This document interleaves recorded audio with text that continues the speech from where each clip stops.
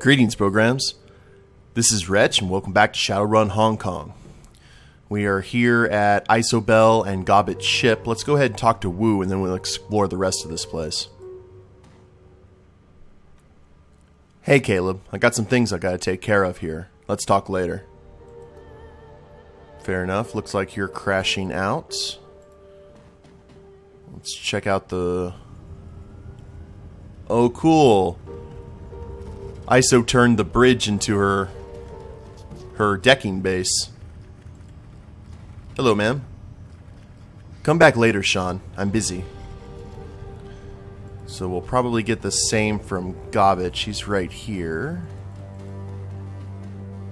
Nothing on this side except a life preserver. And her room looks trash. She's got her rat idol. Hey, Seattle. I'm not really in the mood to hang out right now. Heavy stuff going down, you know? It'll be fine, but for the time being, I'd rather be alone. We'll talk later, though. Fair enough. Looks like the only thing we have to do now is crash out. That bunk doesn't look like it's going to accommodate a troll of my size. Whoa. Oh. I, Aku, shape-shifting master of darkness.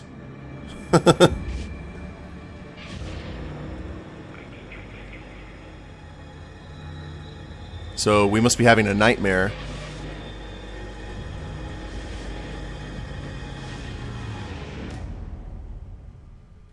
Alright. The dream is suffocating, the shifting tunnel of glass and steel, the towering silhouette of dark majesty, the shadowy doorway, and the teeth. They snap at your heels as you... They snap at your heels as you claw your way back to consciousness. You open your eyes to Duncan looming over you. He shakes your shoulders roughly. Caleb! Come on, Caleb, wake up. We gotta go talk to Kindly. The others already left. Ugh. That was one rough night. He lets go of your shoulder, cocks a thumb at the hatch. We gotta go. I've been trying to wake you for a while now. You were thrashing around in your sleep. Thanks. Let's get going. We don't want to keep a mob boss waiting. My thinking too. I'm good to go. From the expression on his face, he doesn't look good to go. Did you get some rest? He reaches up and rubs the back of his neck. Enough, I guess. His fingers hit a knot, and he winces. I didn't sleep well last night. Bad dream. Me too. Guess that's why I was thrashing. Guess so. I'm not surprised we both had nightmares, though. He stretches his shoulders. Nothing's gone right since we stepped foot in this country. Think about it. That statement from the cops on the newscast could be fake. Ours was. And that surveillance footage? We never saw Raymond get shot. The camera was hit by stray gunfire. His passion is intense, but contained, focused. Raymond's alive, Caleb. I know it. That's certainly a possibility. So what do you want to do now? I don't know. Wait for a lead to turn up, I guess. He smiles. His teeth are white and straight and perfect. I'm just the muscle, remember? You're the brains of this outfit, just like when we were kids. That's probably a bad idea, because I probably have the same intelligence as I did when I was a kid. God, I feel like I'm 12 years old again, squatting on a stinking trawler. My partner's gone, Raymond's gone. Hell, I'm gone. I don't even have a name anymore. And now I can't even go to sleep and hide from it all without having a nightmare. His jaw tightens and his teeth grind so loud you can hear it. What else is going to be taken away from me? You still have that piercing you got in Tacoma? I had to drop that. Hygiene issues. Wu struggles to smile. He fails. What the hell did we fall into here, Caleb? I mean, what's coming next? I don't know, but whatever it is, we'll deal. He drops his hands to his hips and takes a couple of deep breaths. That's right. That's right. It's like Ray always said. Shut up, Duncan, and let Caleb do the talking. Life is improvisation.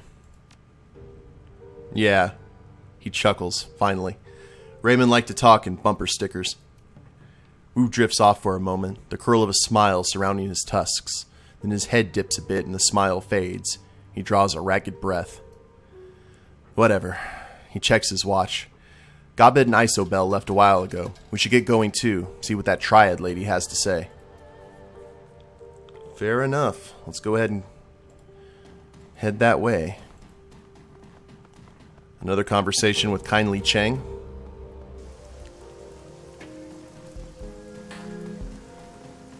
So, I think it's right down this way. I don't know if any of the shops have opened yet, but... Oh, the camera reset. That was weird. Let's head in here and see.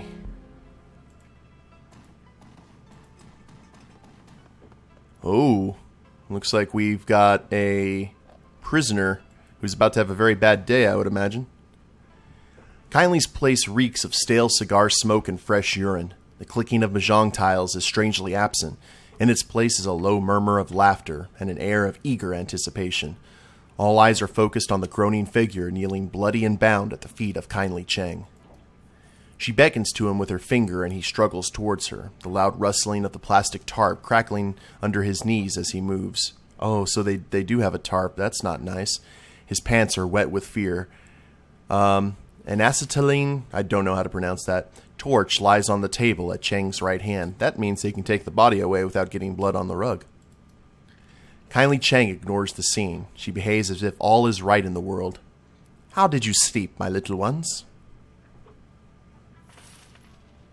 Fine, thanks. What's with the guy on the floor? She indicates the kneeling man with an incline of her nose. Dreckbird here is a plainclothes cop. He snuck into the area last night while you were sleeping, hoping to find you and kill you before his competition got to you first. My men found him outside the trawler you were sleeping on. They saw to it that your rest was undisturbed and that your location remained a mystery. He nods her head back towards the pillar of meat standing behind her. You can thank Mr. Bao for that. Oh, Strangler Bao. Back into the fold. Okay. Let's go ahead and nod at him. Bao inclines his head 1/4 of an inch. She addresses the bloody man on his knees. Now, Dreckbird, tell my friends here what you told me. I don't know anything, I swear. We just got the orders in last night. He pushes his head towards Yu and Wu from the floor, struggling to keep his balance. Somebody high up wants these two dead. The whole department is on it. I don't know anything else. Someone from high up? The old woman lifts her foot, taps his chin with the toe of her shoe. How high? The cop looks up at her, looks around at the room filled with triad soldiers. One of them opens his coat and shows the cop something inside. He closes it slowly and winks. The cop drops his head to his chest. All the way up. It's someone on the council. Someone on the executive council wants these two dead? Cheng spits on him with a sneer. Frack your ancestors to the 18th generation. Give me the truth. The cop wears the spittle. He never lifts his head. It's the truth, madam. I swear it. Whoever it was labeled them as terrorists. We're to terminate with extreme prejudice. Kindly Cheng shuffles closer to the kneeling cop, reaches down and strokes his head with her hand. Then she slowly digs her fingers into his scalp. She pulls back hard until his chin points high. The triad boss leans in close and searches his eyes with her own. That's all he's got. She lets go of his head and smooths his buzz-cut hair with her hand. For whatever reason, last night someone on the Executive Council of the Free Enterprise Zone ordered the Hong Kong police force to kill two nobodies from Seattle. I find that fascinating. Don't you?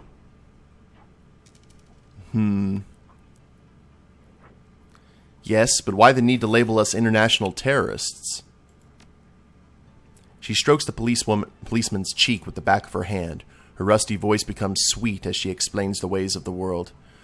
Propriety, my darling. When the government has someone gunned down, they prefer to make it appear justified. The people feel safer when murders feel like part of civilization. My, but you have definitely fallen into the deep end of the pool. Seattle isn't like Hong Kong. There, the megacorps control the government. Here, the corps are the government. The exec council is chosen by the corporate board of governors. They're basically the legislative and executive branches of the Hong Kong government in one tiny package. 8 people call all the shots. Neat and efficient. Kindly Cheng steps back from the cop and lights one of her thin black cigars. From the wage slaves to civilian sheep, the corporations are a pantheon of gods who wield absolute power. She looks around the room, but not for us. The triad woman takes a long pull from her cigar and taps her ash on the kneeling cop's head. Who else knows about my guest visit to Hoy, Dreckbird? No one, madam. I haven't called it in yet. I wanted to kill for myself. No one knows they're here. I swear it. She turns to her enforcer. Mr. Bao. Bao fiddles with the PDA in his meaty hands. He's telling the truth. No outgoing calls on his PDA. Very good. Thank you, Bao. She nods at the cop. Thank you for your honesty. In one smooth motion, Strangler Bao produces a silenced pistol, fires it once into the policeman's head, and replaces it in his jacket. His face never changes expression. Honestly, compared to what they could do to him, that's probably a mercy. Looks like the triads can be just as efficient. Cheng takes a drag on her cigar. Yes, my darling. She bounces her cigar on her shot glass, picks up some mahjong tiles, and begins playing with them absently. It is clear our friend Raymond Black was up to something involving the walled city, something having to do with prosperity. And this executive council member wanted Raymond dead for it. She stacks her tiles one by one. Click, clack. And now they want you dead for it, too. Click. This plastic-faced man may show up on your door one day, too. She knocks the pile over and it clatters to the table loudly. I have a proposal for you, my sweets. A smile lights up her dead black eyes. Work for me. With Nightjar and Gutshot dead, I find myself 2 job openings. Fill them. I have a need of deniable assets here. Players unaffiliated with the triads who can take care of something of the more unsavory business needs about town. You've proven yourselves resourceful, and you have no existing connections here. That can be a positive in this line of work. Shadowrunners. Wu grunts. His jaw tightens, but he stays quiet. Good man, Gunshow. In exchange, I will keep you safe from pests like this one. She nods at the body on the floor. The pool of blood on the plastic wrap continues to widen. You'll have safe harbor here in my town and a steady source of income. She picks up a handful of tiles again. And while you dip your toe into the waters of corporate espionage, organized crime, and clandestine mercenary actions, I will employ my network to find the plastic-faced man and gather information about Raymond Black. Where he's been, who he's talked to, who stood to gain from his death, and what this prosperity could be.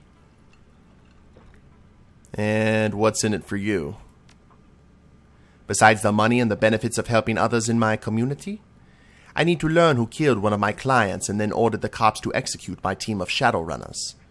Her voice drops and she becomes deadly serious. This is a brazen disregard for my power. Face dictates it must be confronted or I stand to lose everything. So how would the arrangement work? I find the right jobs for people with your talents. You do what our clients cannot do for themselves. I take a finder's fee and a small percentage of your earnings. You make a lot of new yen very quickly. It's all very civilized. She leans in. Work with me. Allow me to help you make money. Let my network work for you and help you find what you've gotten yourselves into.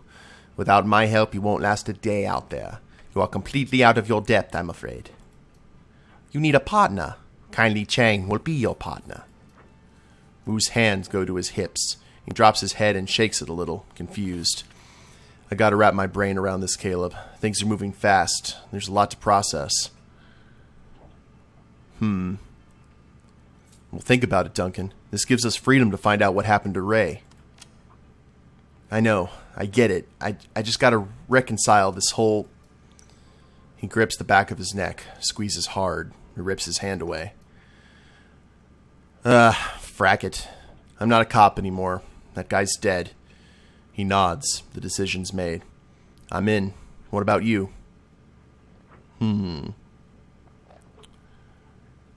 Let's see. I think there's a possibility. I think Ray's still alive too. Let's run the shadows and figure out what happened to him. Raymond is alive. I'm sure of it. So I'll run the shadows as long as Auntie Chang keeps up her end of the bargain and helps us figure out what really happened to him. Then I'm going to find my father. Then it's done. Hoi is open to you. She gestures to her lieutenant, who raises a finger to her ear and whispers into her sleeve. First order of business, Caleb Shan and Duncan Wu don't exist anymore. You'll need street names. Wu sighs. Yeah, okay. I'll think of something. Gobbet rubs her cheek against her rats, a glint in her eye. I think we've already got you covered, gun show. She turns to Isobel. Fits, doesn't it? Indeed. I knew that was going to stick. It has stuck. Gobbet, Isobel, will handle this the same way we did with all your previous work. She didn't say Nightjar. All the jobs I line up for you will be sent to your computer on the squat boat. She's pointing at you. My computer? I'm not the leader type. You are now, by process of elimination. I guess kill one troll, a new troll takes his place. She points to the little decker. Isobel isn't the leader type. You got that right. She moves her finger to the orc girl. As for Gobbet, let's just say Gobbet doesn't have a head for business. Not my thing. Then she rests her finger on Wu. And then there's Gunshow. She wiggles it. The jury's out on Mr. Gunshow. Meaning? Her response is direct, straightforward. Meaning there's a lot going on within that head of yours right now, and I'm not sure I can trust you.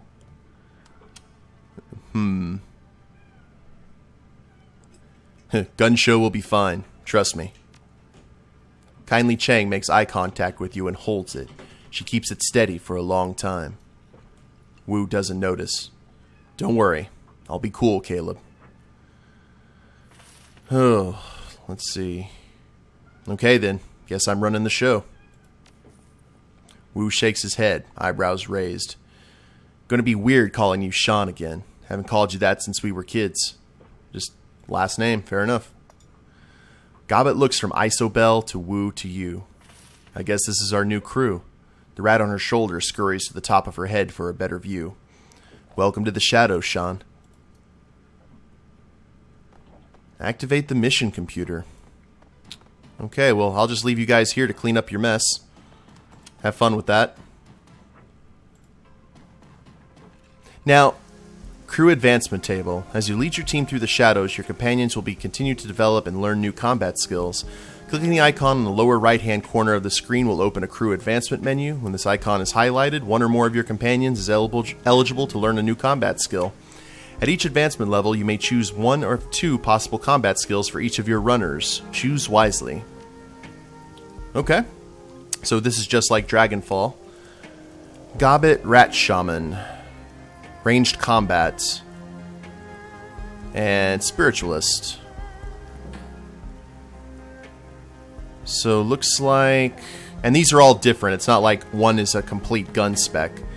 But if she's a shaman, we're going to treat her like one. And we're going to go with Spiritualist. And we'll go ahead and take that. Duncan, Security Specialist. Duncan gains a rifle ability that does 2 AP damage and imbalances the target, making them easier to hit on subsequent attacks. This ability cannot do critical damage. 1 AP, cooldown 2. Lethal Force. Duncan gains an assault rifle ability that fires a single shot of incendiary ammo, does an additional 2 damage, and pierces up to 2 armor.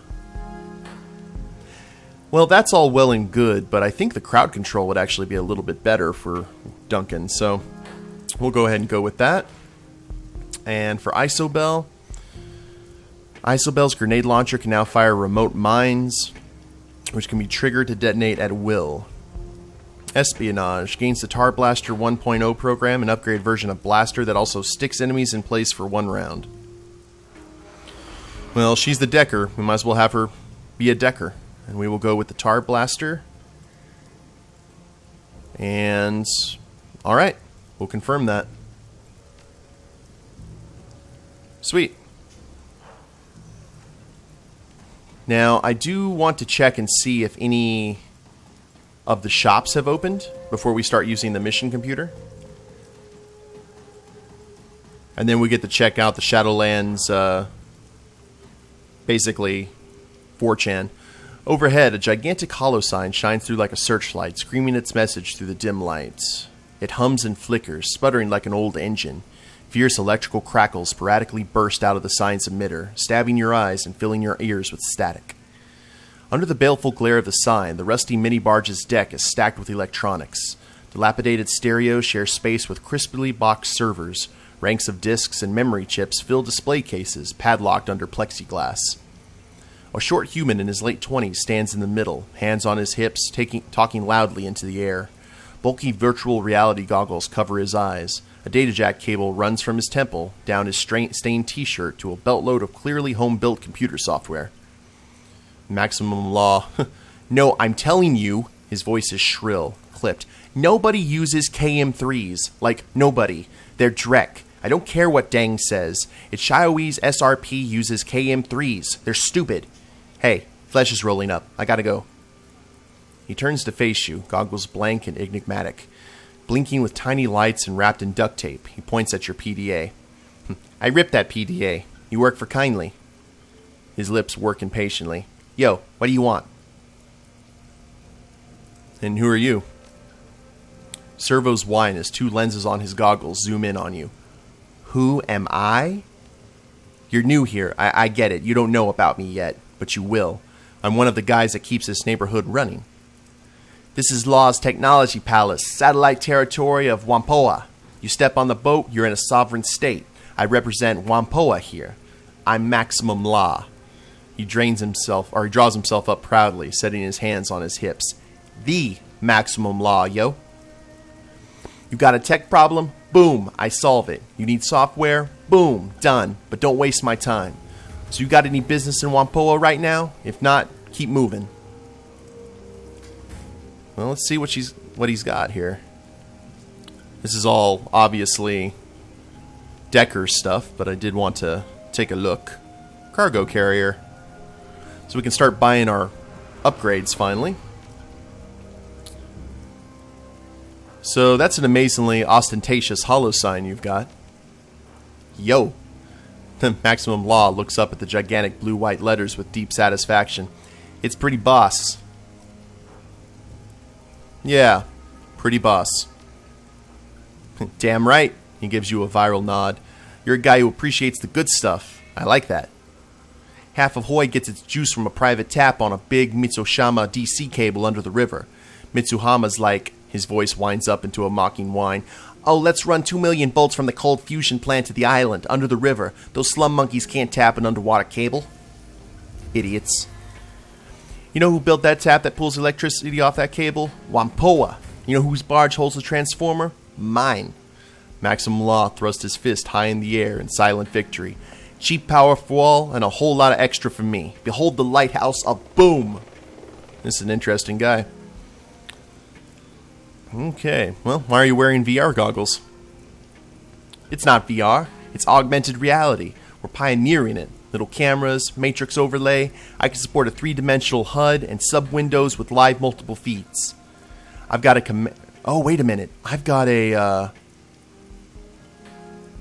I got one of those, I think, from that last mission. I got a command shell open right now. I've networked with 5 guys. Law taps his goggles. Wave of the future. Sounds interesting. This is past my knowledge. It is. Law says it with supreme confidence. A statement of perfect fact. Looks like you've got some dangerously exposed wires over there. Yo, what are you, my mother? Law regards you with skeptical disgust. Those wires are fine where they are, high and dry. They're only a problem for someone who does something stupid. I'm running a high-bandwidth tech operation. Do I look like I have time to tape copper and sip tea? No, I don't. Law wraps his knuckles fiercely on a clear-topped case full of buses, cables, and cable harnesses. Those are the only wires you need to think about. Alright, we'll see you later, Law. Yeah, whatever. Interesting.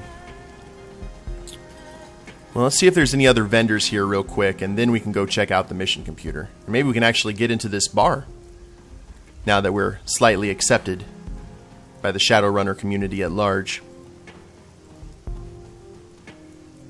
We can try and use the intercom now. The intercom buzzes to life. You again? I thought I told you to frack off. Kindly will vouch for me. Yeah, you just idle your engine there for a minute and I'll check on that. There's a long silence on the intercom. The door gives several heavy metallic clicks. There's a dull rumble, like heavy bolts sliding back. A green light flashes on the terminal. A door appears to be unlocked. You can enter the clinic. Hey, we have earned entry. 10 armed Ambrose.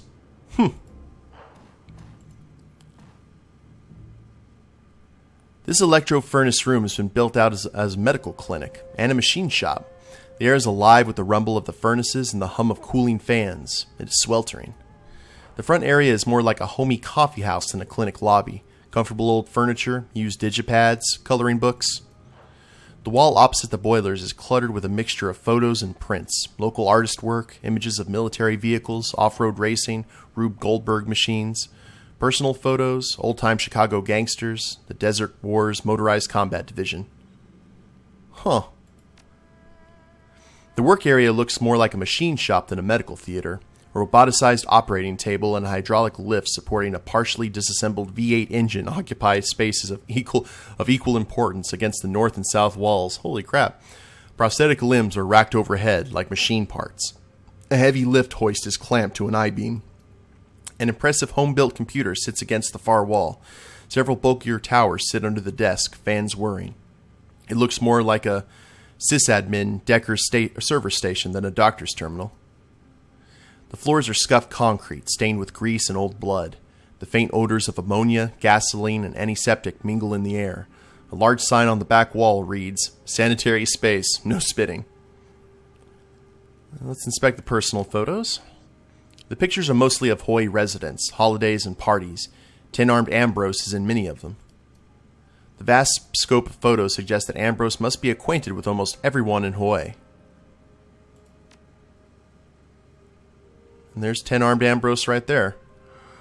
Well, I'll tell you what, guys. I'm going to go ahead and end the episode here, and we're going to continue our tour of the town and then go use our mission computer. Hope you guys have enjoyed it. If you liked the episode, go ahead and click like down below. Subscribe to the channel. Leave a comment. That'd be a big help. And we'll see you next time. Later days, everyone.